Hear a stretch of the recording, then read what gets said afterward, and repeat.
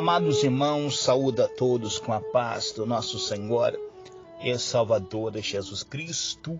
Escrito está que não somente do pão que viverá o homem, mas de toda palavra que sai da boca de Deus. Por isso, eu convido a você para estar recebendo a palavra revelada do coração de Deus para os nossos corações. Grande satisfação falar com vocês. Sermão em Cristo, presbítero Reginaldo Silva. Amados, a palavra revelada está na carta aos Hebreus, capítulo 11, versículo 7. Pela fé, Noé, quando divinamente orientado acerca dos acontecimentos que ainda não podiam ser vistos, movido por santo temor, construiu uma arca a fim de salvar sua família. Por intermédio da fé, ele condenou o mundo e tornou-se herdeiro da justiça que vem da fé.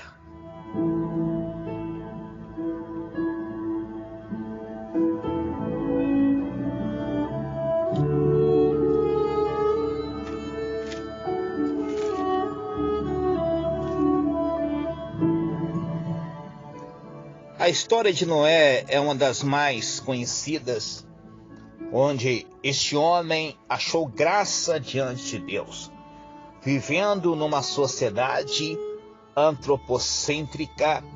Ele se destaca por viver fora da alienação proposta por aquela sociedade. Nesta mensagem, destacarei algumas características dele. Primeiro, justo.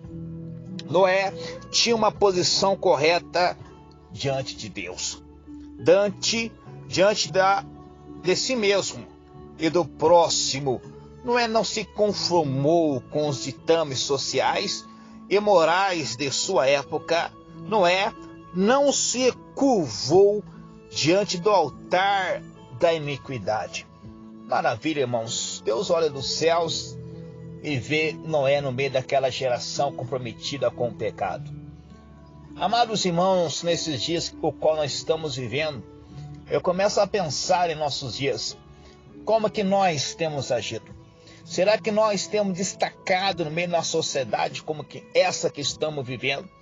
Onde aquilo que é certo passa como errado e aquilo que é errado passa como certo. Então Noé, ele era justo, irmãos. Uma pessoa que estava vivendo numa sociedade comprometida com o pecado, mas um homem justo. Segundo, Noé era um homem íntegro. Terceira característica de Noé: a geração de Noé se caracterizava pela perversão sexual, violência, roubo, homicídio, incesto, imoralidade e injustiça. Noé, ele era íntegro.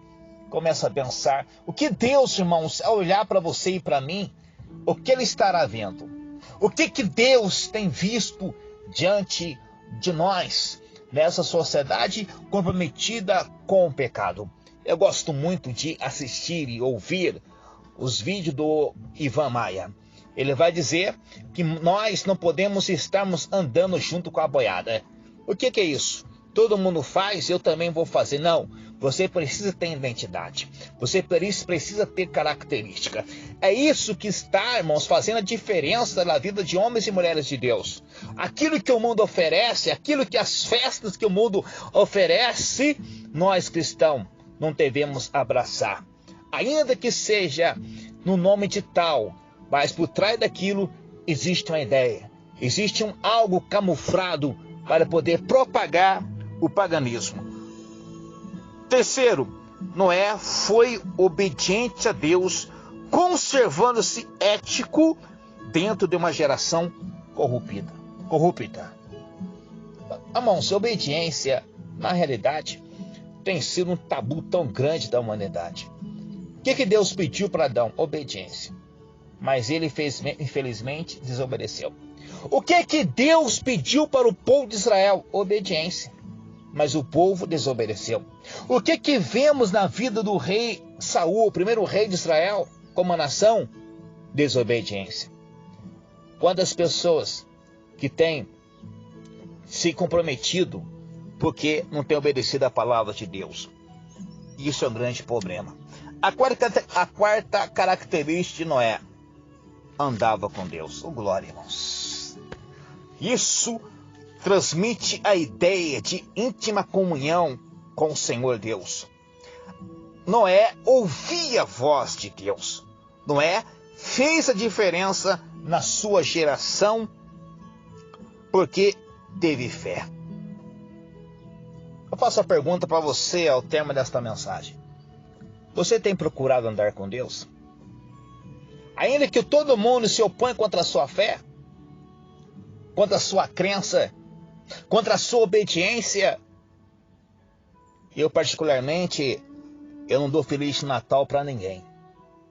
Porque para mim a festa pagã é da origem do deus Thamus e também do deus Sol da antiga Roma.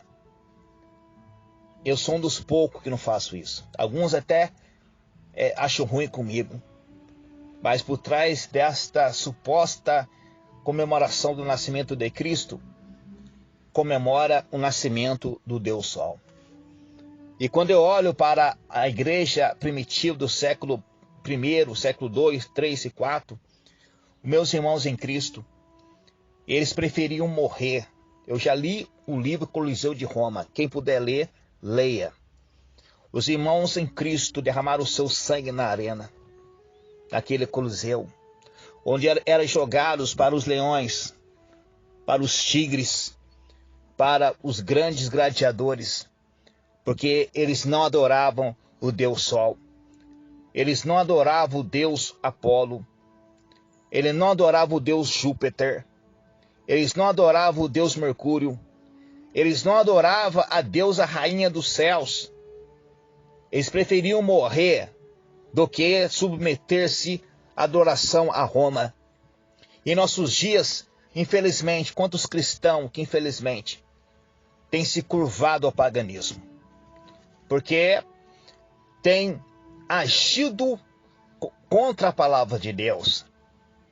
Ainda vai dizer para mim, presbítero, importante é a data, é comemorar a data, ele nasceu. Jesus, irmãos, olhamos na igreja primitiva, os apóstolos, até o século IV, eles não comemoravam o nascimento de Cristo.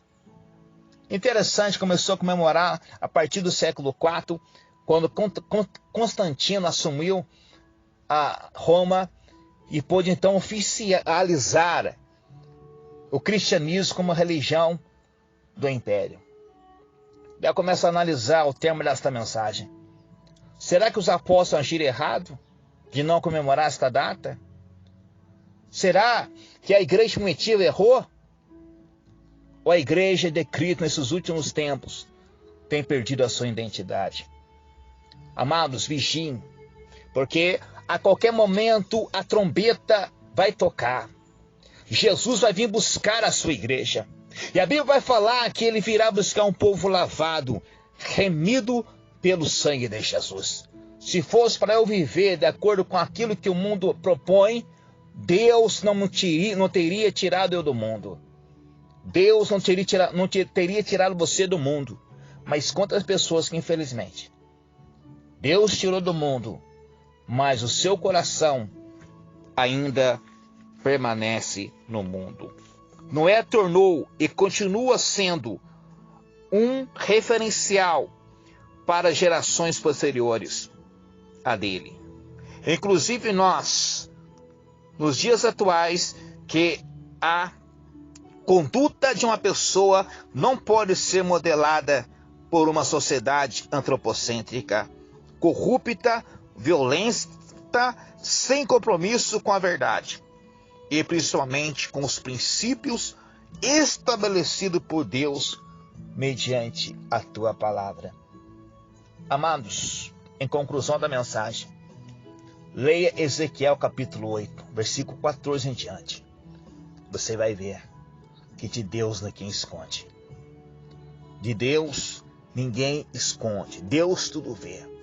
Que eu e você possamos marcar gerações, assim como Noé, que alcançou graça diante de Deus. E por causa disso, só ele e sua família entre milhares e milhões de pessoas da época, puderam ser salvos. Nesses últimos dias, se Cristo vier buscar sua igreja agora, quantas pessoas será que subirão mediante esta grandiosa sociedade desses 7 bilhões e meio de ser humano que estão sobre a face da terra? Amém? Deus abençoe a todos. Deixe um abraço fraterno de seu irmão em Cristo, presbítero Reginaldo Silva.